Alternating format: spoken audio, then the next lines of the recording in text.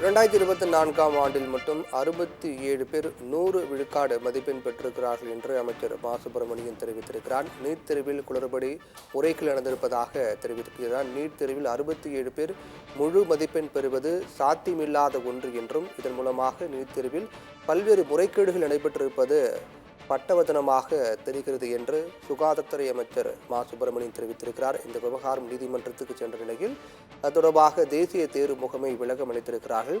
2024ஆம் ஆண்டில் மட்டும் 67 பேர் 100 விழுக்காடு மதிப்பெண் பெற்றிருப்பது என்பது சாத்தியமில்லாத ஒன்று என்றும், அதேபோன்று இந்த கருணை மதிப்பெண் வழங்கப்பட்ட நிகழ்வில் பல்வேறு குளறுபடிகள் செய்திருப்பது வெட்ட வெளிச்சமாக தெரிந்திருக்கிறது என்றும் அமைச்சர் மா. சுப்பிரமணியன் தெரிவித்திருக்கிறார்.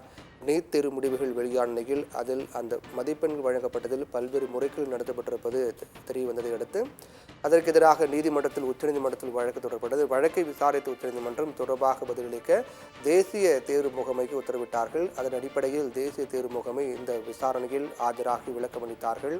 அதில் கருணை மதிப்பெண் வழங்கப்பட்ட 1500க்கும் மேற்பட்ட மாணவர்களுக்கு மட்டும் மறு தேர்வு நடத்தப்படும் என்றும், மற்ற வகையில் எந்தவிதமான முறைகேடுகள் நடைபெறவில்லை என்பது உறுதியாக இருக்கின்றோம் என்று தேசிய தேர்வு முகமை தரப்பில் தெரிவிக்கப்பட்டது. மாணவர்கள் நலன் கருதி கருணை மதிப்பெண் வழங்கப்பட்டவர்களுக்கு மட்டுமே மறு தேர்வு நடத்தப்படும் என்றும் தெரிவித்திருக்கிறார்கள்.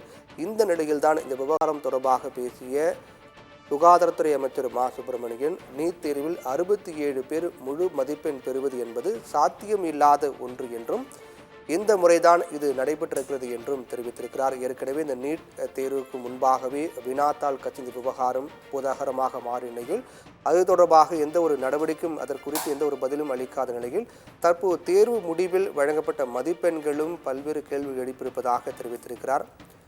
2024ஆம் ஆண்டில் மட்டும் 67 பேர் 100 விழுக்காடு மதிப்பெண் பெற்றிருப்பதாக அமைச்சர் மா. சுப்பிரமணியன் தெரிவித்திருக்கிறார். இதன் மூலமாக நீட் தேர்வில் 67 பேர் முழு மதிப்பெண் பெறுவது என்பது சாத்தியமில்லாத ஒன்று என்று அமைச்சர் மா. சுப்பிரமணியன் தெரிவித்திருக்கிறார்.